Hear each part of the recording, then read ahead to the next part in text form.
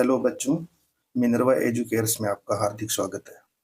बच्चों, आज हम बेसलाइन असेसमेंट पार्ट 2 को सॉल्व करेंगे, जो कि आपने और आपके द्वारा सॉल्व करने पर आपके सामने जो भी प्रॉब्लम आई हो उनको ध्यान से समझे और सीखें।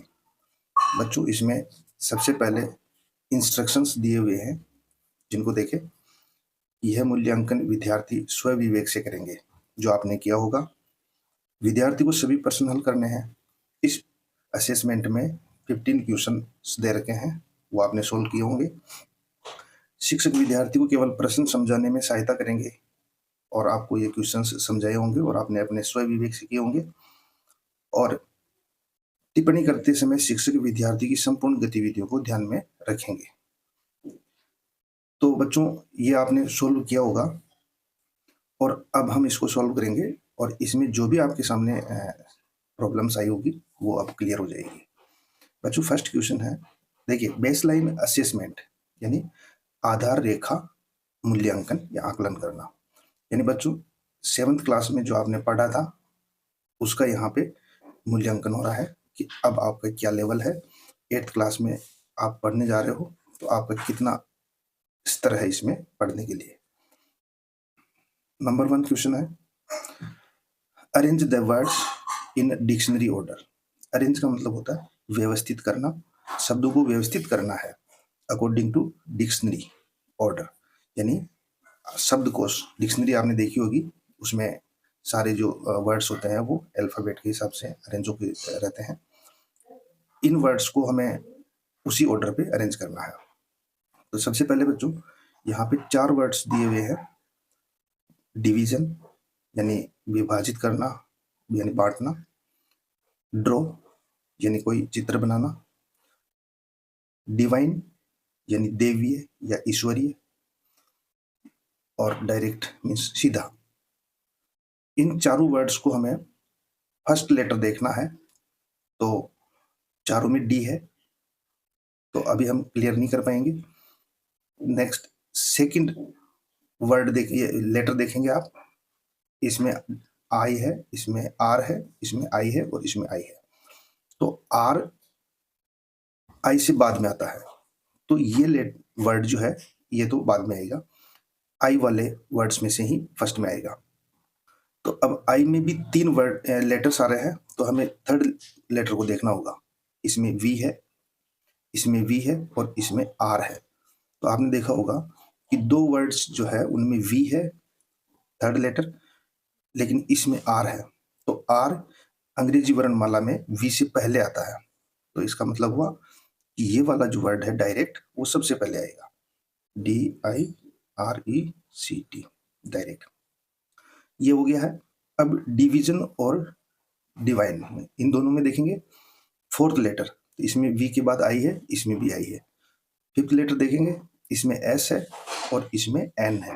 तो बच्चों, एन एस से पहले आता है, तो इसका मतलब डिवाइन सेकंड नंबर पे आएगा, DIVINE, डिवाइन। और थर्ड नंबर पे आएगा division, DIVISION, division. 5th number पे आएगा ड्रॉ, DRAW, ड्रॉ। तो इस तरीके से हमने फर्स्ट क्वेश्चन को अरेंज कर दिया है डिक्शनरी ऑर्डर में। सेकंड को करेंगे। फर्स्ट लेटर देखिए, इसमें सी है, इसमें ए है, इसमें एस है और इसमें सी है। तो देखिए, अंग्रेजी वर्णमाला में सबसे पहले ए आता है, तो ये ए से शुरू होने वाला सबसे पहले आ जाएगा। एंट, कॉटन मीन्स होता कपास, और एंट मीन्स चींटी, सीट जो बैठने की होती है, और केक। ए के बाद में देखिए अंग्रेजी वर्णमाला में सी आता है, एस बाद में आता है। तो सी से शुरू होने वाले 2 वर्ड्स है, उनका सेकंड लेटर देखेंगे, इसमें ओ है, इसमें ए है। तो ओ और ए में पहले ए आता है, इसीलिए हम केक को कर देंगे, CAKE, केक। थर्ड में आ जाएगा कॉटन, COTTON, कॉटन। और 4th नंबर पे आ जाएगा सीट, SEAT, सीट। इस तरीके से हमने फर्स्ट क्वेश्चन जो अरेंज करना था उसके दोनों क्वेश्चन हमने किए हैं, आपको समझ में आए होंगे। Question number 2, match the opposite gender words. Opposite gender यानी विपरीत लिंग। आपने जेंडर वाला टॉपिक पढ़ा होगा, उसमें 4 टाइप्स के जो जेंडर थे, मैस्कुलिन, फेमिनिन, न्यूटर और कॉमन जेंडर। तो यहाँ पे मैस्कुलिन और फेमिनिन की हम बात कर रहे हैं, पुल्लिंग और स्त्रीलिंग की। तो आप इसमें समझेंगे जो शब्द पुरुष होने का बोध कराते हैं उनको हम पुल्लिंग यानी मैस्कुलिन बोलते हैं, और जो स्त्री होने का बोध कराते हैं उनको स्त्रीलिंग बोलते हैं यानी फेमिनिन जेंडर बोलते हैं। तो अपोजिट जेंडर हम पढ़ेंगे मेल यानी पुरुष और फीमेल महिला, सिस्टर बहन, ब्रदर भाई, गर्ल लड़की, बॉय लड़का, वुमेन यानी औरत, और इसको मिलाएंगे मैन से आदमी से, अंकल चाचा, आंट चाची, लॉइन शेर और लॉइनेस शेरनी, किंग मीन्स राजा और क्वीन मीन्स रानी, कॉक मीन्स मुर्गा और हेन मीन्स मुर्गी। तो इस तरीके से हमने अपोजिट जेंडर्स को जो है मैच किया है, और आप इनको लर्न करें। क्वेश्चन नंबर 3 है, ज्वाइन 2 वर्ड्स। इन 2 वर्ड्स को हमें ज्वाइन करना है, जोड़ना है, and make a new words, और हमारे को नया शब्द बनाना है। तो देखो बच्चों, एयर और एयर बैग 2 वर्ड है। एयर मीन्स हवा, बैग मीन्स थैला। जब इन दोनों को हम मिलाएंगे, ज्वाइन करेंगे, तो एयर बैग हो जाएगा। Air bag. एयर बैग का मतलब क्या होता है? आपने देखा होगा आजकल सब 4 व्हीलर्स गाड़ियां जो होती है उनमें एयर बैग्स दिए होते हैं, ताकि कभी भी कोई एक्सीडेंट हो तो ये एयर बैग्स खुल जाते हैं और उसमें राइड करने वाली जो सवारी होती है वो सेफ रह जाती है। उसे एयर बैग बोलते हैं। सेकेंड वर्ड है बास्केट एंड बॉल। बास्केट का मतलब टोकरी और बॉल का मतलब गेंद। जब हम बास्केट बॉल दोनों को मिलाएंगे तो ये हो जाएगा बास्केट बॉल। बास्केटबॉल। बास्केटबॉल क्या है? एक गेम का नाम है। अब question number 4, choose the correct option, यानी सही विकल्प का हमें चुनाव करना है। इसमें क्वेश्चन नंबर ए है, this song was written by AR Rahman. तो बाई का मतलब होता है द्वारा, के द्वारा, और विद का मतलब होता है से। तो यह गाना किसके द्वारा लिखा गया? तो यहाँ पे आएगा बाई, AR रहमान, यानी AR रहमान जो है संगीतकार, उन्होंने इस गाने को लिखा है। B, God is good to me, यानी वाज का मतलब था और टू यानी ये किसी इसको जोड़ते हैं, तो God is good to me, तो यानी भगवान मेरे लिए अच्छे हैं। अब क्वेश्चन नंबर इसका सी है, ही ट्रेवल्ड 10 किलोमीटर, यानी वह यात्रा करता है 10 किलोमीटर की 1 आवर यानी 1 घंटे में। इन का मतलब में, ऑन का मतलब ऊपर, ये प्रीपोजिशन है, तो वह 1 घंटे में 10 किलोमीटर की यात्रा करता है। तो यहाँ पे हम किस प्रीपोजिशन का यूज करेंगे? इन का। Number D, Anu wear a necklace. Anu, Anu क्या पहनती है? नेकलेस। नेकलेस का मतलब हार, जो गले में हार पहनते हैं उसको नेकलेस बोलते हैं। हर नेक यानी गर्दन, गले में। तो ये अराउंड का मतलब होता है चारों ओर, और इनटू का मतलब अंदर। ये प्रीपोजिशन है दोनों। तो इसमें इनटू का मतलब कोई चीज बाहर से अंदर की तरफ गतिशील अवस्था में होती है तो इनटू का इस्तेमाल करते हैं, और अराउंड का मतलब चारों ओर। तो गले में हार पहना जाता है तो हम अराउंड का इस्तेमाल यूज करेंगे। तो AROUND, अराउंड। अब question number 5, rearrange the words to make a sentence. ये वर्ड्स जो दिए हुए हैं इनको रीअरेंज करना है, वापस हमें दोबारा जमाना है प्रॉपरली ऑर्डर पर। देखिए, सबसे पहले सब्जेक्ट आता है तो इसमें आएगा ही सब्जेक्ट होता है। फिर आएगी हेल्पिंग वर्ब, तो यहाँ पे आई इज। हेल्पिंग वर्ब के बाद में he is afraid of lion, यानी main verb AFRAID, afraid of lion, यानी वो है शेर से डरता है। शेर से सभी डरते हैं। तो ये हमने इसको सही तरीके से प्रॉपर ऑर्डर में रीअरेंज किया है। क्वेश्चन नंबर बी, ट्रूथ यानी सत्य, वी मीन्स हम, स्पीक मीन्स बोलते हैं, बोलना। ऑलवेज, शुड का मतलब चाहिए, ये मॉडल वर्ब भी है। तो इसमें वी आ जाएगा, हेल्प, ये सबसे पहले सब्जेक्ट वी, फिर बाद में आ जाएगा शुड, SHOULD, यानी हमें चाहिए, क्या चाहिए, बोलना। वी शुड स्पीक, हमें बोलना चाहिए, क्या बोलना चाहिए, द ट्रूथ, द TRUTH, ट्रूथ यानी सत्य बोलना चाहिए, और ऑलवेज, हमेशा। तो we should speak the truth always, हमेशा हमारे को सत्य ही बोलना चाहिए। तो इस सेंटेंस को भी हमने रीअरेंज कर दिया है और ये मीनिंगफुल इसको बना दिया है। जब कोई भी पार्ट ऑफ सेंटेंस जो होते हैं वो अगर प्रॉपरली अरेंज नहीं होते हैं तो वो मीनिंगलेस होते हैं, और अब हमने इनको मीनिंगफुल बना दिया है, इनका कोई अर्थ निकलता है।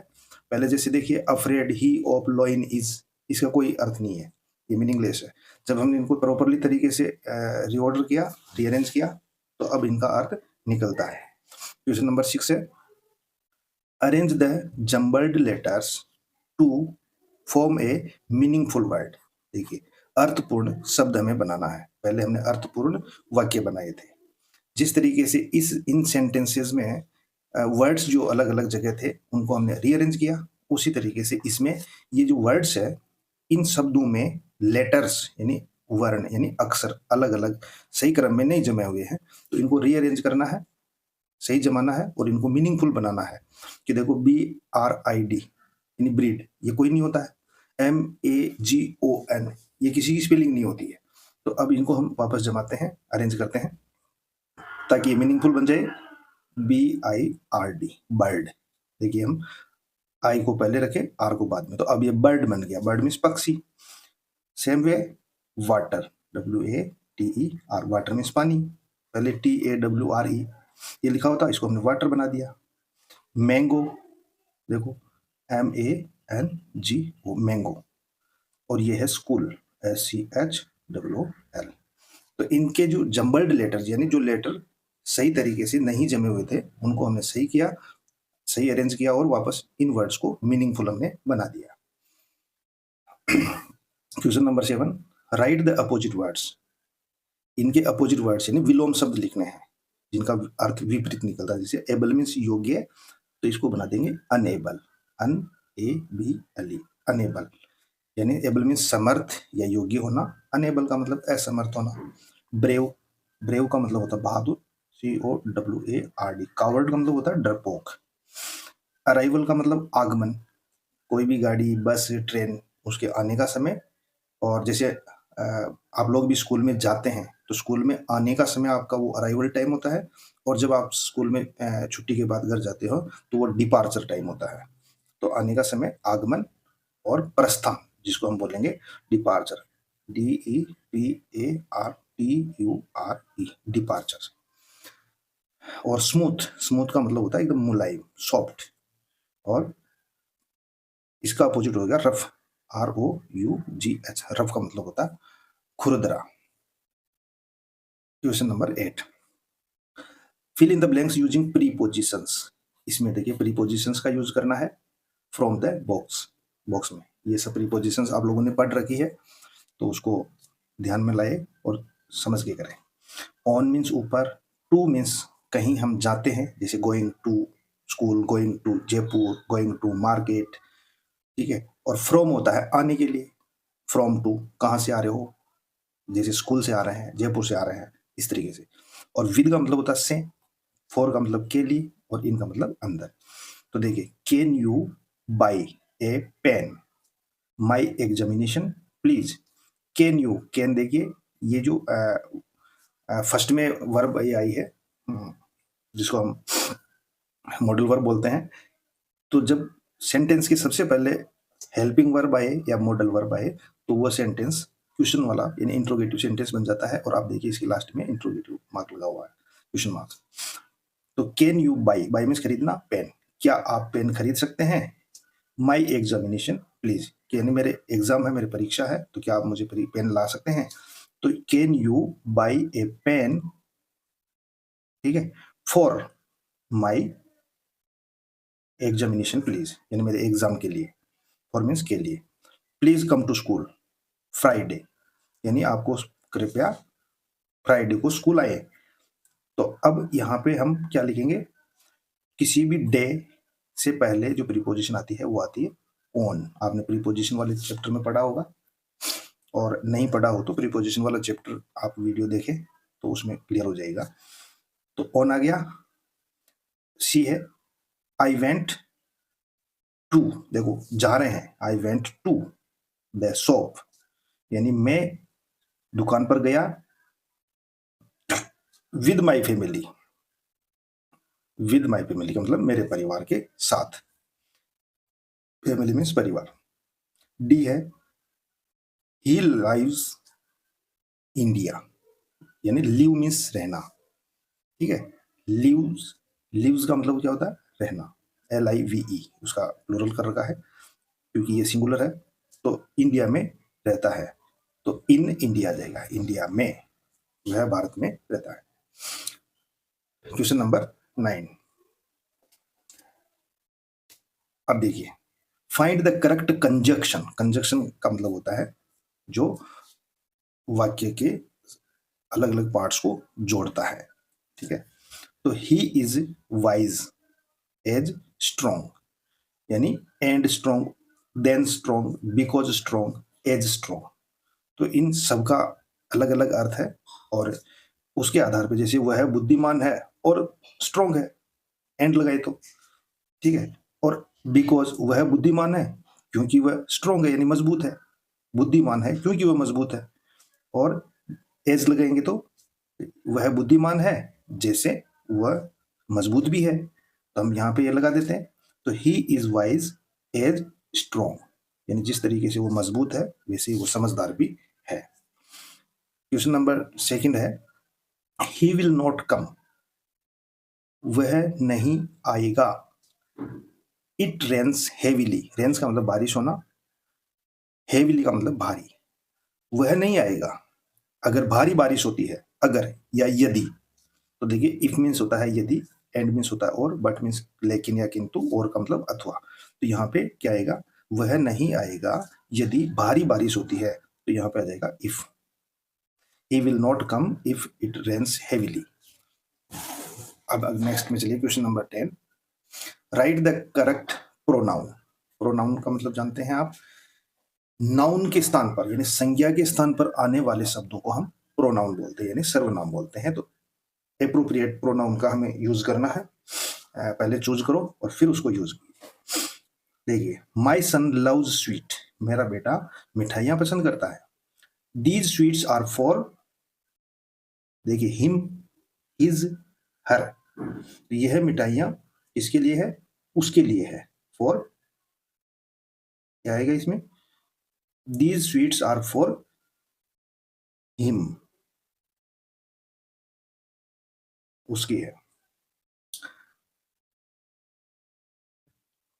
B, Shalini is reading a book, Shalini किताब पढ़ रही है। इज वेरी इंटेलिजेंट, तो ही, सी और हर, इसमें से आपको मालूम है कि गर्ल्स के लिए, स्त्रीलिंग के लिए सी का यूज होता है, और पुल्लिंग में यानी फेमिनिन और मैस्कुलिन ये प्रोनाउन है। तो इसमें शालिनी के लिए सी का यूज होगा, she is very intelligent. Shalini is reading a book, she is very intelligent. Mister Mathur is a good teacher, mister Mathur अच्छा टीचर है। टीचेज अस इंग्लिश, हमें अंग्रेजी पढ़ाता है, वह पढ़ाता है, वह अंग्रेजी पढ़ाता है। तो ही मैस्कुलिन यानी पुल्लिंग के लिए आता है। सी कौन सा प्रोनाउन है, स्त्रीलिंग के लिए आता है, ठीक है। तो इसमें हिम नहीं आएगा, ही और सी में से आएगा। तो ये माथुर मैस्कुलिन है, तो यहाँ पे क्या आएगा, कौन सा प्रोनाउन, ही। ही टीचेज अस इंग्लिश, वह हमें अंग्रेजी पढ़ाता है। माई स्कूल इज गुड, मेरी स्कूल अच्छी है। इज कलरफुल, तो यह कलरफुल है, तो it is, it is colourful, यानी कलरफुल का मतलब होता है रंगीन होना। जब स्कूल बिल्डिंग के ऊपर अच्छा सा कलर होता है तो वह इट इज कलरफुल, यानी रंगीन है। कोई भी चीज जो कलर रंगीन होती है उसके लिए हम कलरफुल यूज करते हैं। 11, अंडरलाइन द एजेक्टिव्स, अंडरलाइन करना हमें एजेक्टिव्स के इन द सेंटेंस बिलो। नीचे जो वाक्य दे रखे हैं उसमें हमें एजेक्टिव्स को पिक आउट करना है कि कौन सा जो है इसमें एजेक्टिव है, यानी विशेषण है। जो संज्ञा शब्दों की विशेषता बताते हैं उनको हम विशेषण कहते हैं, और उनको हमें चूज करना है, ढूंढना है और अंडरलाइन करना है। My cat has a short tail, यानी मेरी बिल्ली के एक छोटी सी, शॉर्ट यानी छोटी पूंछ है, लंबी नहीं है, छोटी है। तो देखिए शॉर्ट टेल, तो इसमें कौन सा शॉर्ट टेल आ जाएगा, क्योंकि कैट है, कैट तो है लेकिन उसकी पूंछ कैसी है, शॉर्ट। ठीक है, शॉर्ट टेल। तो नेक्स्ट है B, he is an honest boy, यानी वह एक लड़का तो है लेकिन कैसा लड़का है, ऑनेस्ट। उस लड़के की विशेषता बता रहे हैं, इसमें उस पूंछ की विशेषता बता रहे हैं कि बिल्ली की पूंछ तो है लेकिन वो शॉर्ट है, लंबी नहीं है, छोटी है। यहाँ लड़का है, लड़का तो है वह, लेकिन कैसा है, ऑनेस्ट है, ईमानदार है। The elephant has long years, यानी हाथी तो है लेकिन उसके कैसे है, लंबे कान है, लॉन्ग। हाथी के कान तो है लेकिन कैसे हैं, लंबे हैं। द चीता इज ए फास्ट रनर, यानी चीता जो होता है वो दौड़ता तो है लेकिन कैसा दौड़ता है, फास्ट दौड़ता है। दौड़ते तो सभी जानवर है लेकिन चीता जो होता है वो फास्ट दौड़ता है, और इसको फास्टेस्ट एनिमल भी हम कहते हैं। तो यानी ये सबसे तेज दौड़ने वाला जानवर होता है। Question number 12, write plural of these words. Plural का मतलब होता है बहुवचन, इन शब्दों को हमें बहुवचन में बदलना है, एक वचन से बहुवचन। आर्मी, आर्मी मीन सेना, और सेनाएं, ए आर एम वाई होता है तो ये हट जाता है, और आई ई एस, ये रूल्स आपने पढ़े होंगे। किसी भी वर्ड को जब हम प्लूरल बनाते हैं तो उनमें आता है कि लास्ट में अगर वाई होता है तो कुछ अपवादों को छोड़ के बाकी वाई हट के और आई ई एस लग जाता है। तो आर्मीज, आई ई एस हो गया। ये है नाइफ में चाकू, और ये हो गया नाइव्स, के एन आई वी ई एस, नाइव्स का मतलब चाकू, जो प्लूरल फॉर्म में होते हैं। चाइल्ड मीन्स बच्चा, और ज्यादा बच्चे होते तो चिल्ड्रन, CHILDREN, चिल्ड्रन। बॉक्स यानी चिल्ड्रन मीन्स बच्चे, बॉक्स यानी संदूक जिसको हम बोलते हैं, डिब्बा हो सकता है, बॉक्सेस, BOXES, बॉक्सेस, बॉक्स का हो जाएगा boxes. Okay, question number 13, give one word for the given group of words. One word का मतलब एक शब्द में हमें उत्तर देना है, और ये ग्रुप ऑफ वर्ड यानी पूरा सेंटेंस लिखा हुआ है, इसको समझना है और उसका आंसर एक वर्ड में देना है, उसको हम वन वर्ड बोलते हैं। तो the person who flies aeroplane, तो बताओ हवाई जहाज को कौन उड़ाता है, pilot, PILOT, pilot, PILOT, pilot. B है the person who repairs car, repairs cars, यानी कोई भी इंजन या गाड़ियों की जो रिपेयरिंग करता है, खराब हो जाती है तो उसको हम क्या बोलते हैं, मिस्त्री, अपनी हिंदी भाषा में, अंग्रेजी में mechanic, MECHANIC, mechanic. C, the person who put out fire, यानी वह व्यक्ति जो पुट आउट का मतलब बुझाने का काम करता है, फायर का मतलब आग, आग बुझाने का काम कौन करता है, फायर फाइटर, जो आग बुझाने की गाड़ियों में हमेशा ड्यूटी पे रहते हैं, FIRE, fire fighter, FIGHTER, fire fighter. और डी है someone who treats patients, treats का मतलब होता है इलाज करना, पेशेंट का मतलब मरीज, यानी वह कौन होता है जो मरीजों का इलाज करता है, तो doctor, DOCTOR, doctor.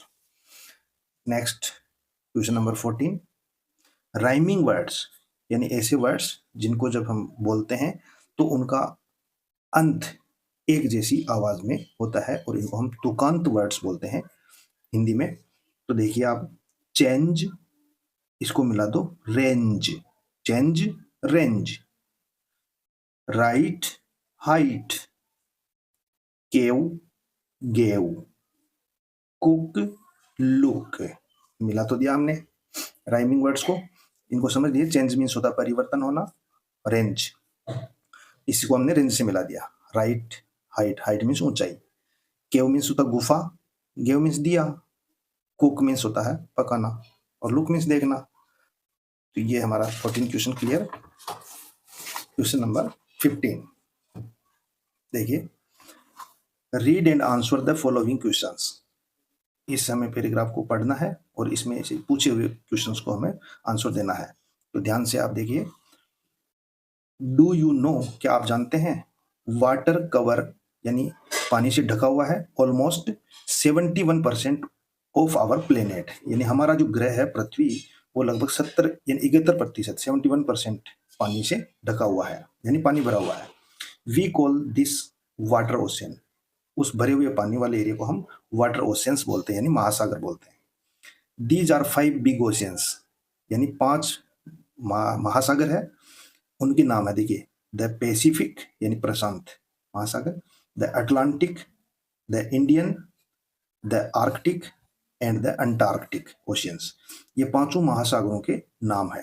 The Pacific, the Atlantic, the Indian, the Arctic और द अंटार्कटिक, ये महासागरों के नाम है पांचों के। The Pacific is the largest ocean, Pacific यानी प्रशांत महासागर जो वो लार्जेस्ट है, सबसे बड़ा महासागर है। इट हैज अबाउट 25,000 आइलैंड्स, यानी द्वीप समूह है, इसमें लगभग 25,000 द्वीप समूह है इसमें है। The Indian ocean is the warmest, Hind महासागर, हिंद महासागर है वो वार्मेस्ट है, यानी सबसे सब महासागरों में गर्म पानी वाला यही है, इसमें सबसे ज्यादा गर्म मिलता है, बाकी में सबसे इससे ठंडा ही होता है।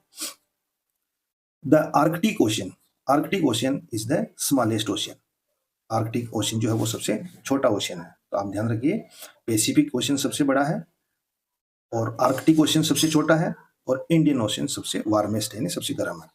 Oceans can be very deep and dark, महासागरों में जब आप देखेंगे तो इनका पानी बहुत गहराई तक भरा हुआ है, इसलिए हमारे को डार्क कलर में यानी ब्लैक कलर में दिखाई देता है।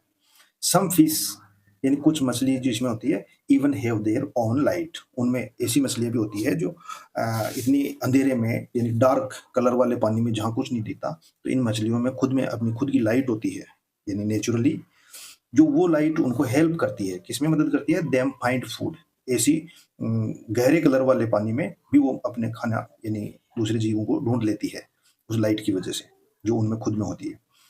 पीपल कांट स्विम, लोग वहां तैर नहीं सकते, कहाँ, महासागरों में जब हम ज्यादा गहराई पे जाएंगे तो हम नहीं तैर सकते, क्योंकि पानी की डेंसिटी वहां पे घनत्व बहुत ज्यादा हो जाता है। टू द बॉटम, बॉटम का मतलब पेंदा, यानी गहराई पर, समुद्र की तल के तल पर जब हम नीचे जाते हैं तो वहां हम तैर नहीं सकते। ऑफ द ओशियंस यानी महासागरों के। सो जब हम वहां नहीं जा सकते हैं और अगर हमें जाना है वहां पे कुछ चीजें देखने कि उनका धरातल कैसा है नीचे, बॉटम ऑफ द ओशियंस यानी महासागरों का पेंदा कैसा है, उसमें नीचे क्या क्या है कि चीजें को अगर हम जानना चाहते हैं तो हमें जाना पड़ेगा। तो इसके लिए सो साइंटिस्ट यानी वैज्ञानिकों ने यूज सबमरीन्स, सबमरीन्स का मतलब होता है पनडुब्बी, इस पनडुब्बी की हेल्प से हम इसमें बैठ के समुद्र तल तक नीचे तक जाके आ सकते थे और हर चीज देख के और हम कुछ खोज करके आ सकते हैं। टू एक्सप्लोर, एक्सप्लोर का मतलब होता है पता लगाना, खोजबीन करना, जांच पड़ताल करना। दोज एरियाज यानी वो एरियाज यानी वो क्षेत्र जिसमें समुद्र गहरा है, वहां पे सबमरीन की हेल्प से हम जा सकते हैं। Question number 1, name the 5 oceans around the world, यानी पांचों महासागरों के नाम। तो हमने पढ़े पांचों महासागरों के नाम यहां लिखने हैं। तो ये नाम है इनके, the Pacific,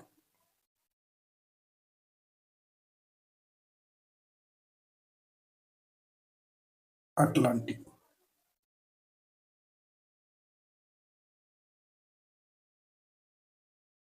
the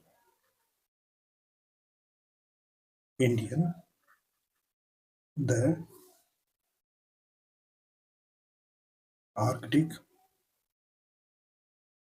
end the Antarctic ocean. ये पांचों महासागरों के नाम हो गए। क्वेश्चन नंबर 2 है, name the largest and the smallest ocean. तो लार्जेस्ट ओशन कौन सा है, हमने पढ़ा है Pacific ocean.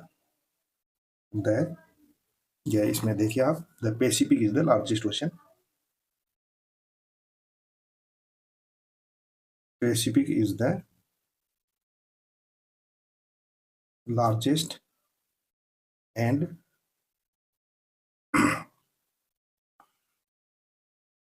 The Arctic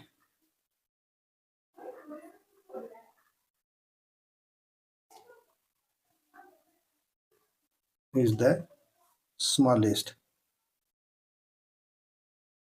ocean। हमने पढ़ा है यहाँ पे पैसिफिक लार्जेस्ट ओशन और Arctic is the smallest ocean. Question number 3, give the opposite of the, यानी इन जो वर्ड्स दिए हुए हैं इनके विलोम शब्द लिखने हैं, अपोजिट वर्ड्स एंटोनिम्स लिखने हैं। लार्जेस्ट का मतलब सबसे बड़ा और स्मॉलेस्ट यानी सबसे छोटा। डीप का मतलब होता है गहरा, जो ये महासागर बहुत गहरे हैं इसीलिए दिया है।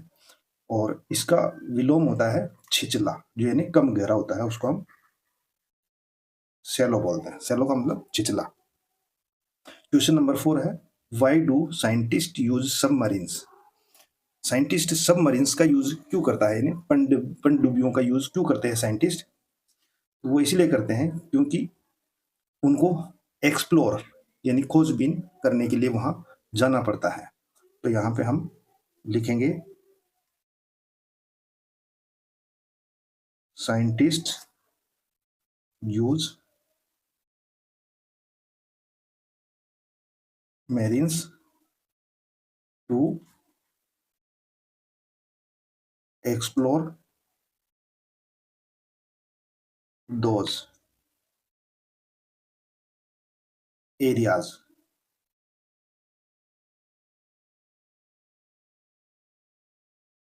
दोज एरियाज का मतलब महासागरों का वो गहरा डीपेस्ट पार्ट जो बॉटम पे है, वहां पे हम जा नहीं सकते हैं। तो वहां जाने के लिए सब मरीन का यूज करते हैं और वहां पे हम खोजबीन करते हैं। तो साइंटिस्ट वहां पे एक्सप्लोर करने के लिए उस एरिया का, उस जगह का एक्सप्लोर करने के लिए सबमरीन का यूज करते हैं। तो बच्चों, बेसलाइन असेसमेंट पार्ट 2 जो था वो हमने पूरा सॉल्व किया है। और मुझे उम्मीद है कि ये बेसलाइन है इस क्लास का, कि आपका इस असेसमेंट को सोल्व करने का लेवल है या नहीं है, उसका हमने आकलन किया है।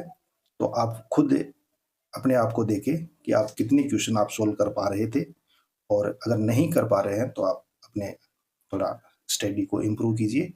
और इसके बाद में हम वर्कशीट्स करेंगे। वीडियो या ये क्लास आपको पसंद आई हो तो लाइक करें और चैनल को सब्सक्राइब करें। Thank you.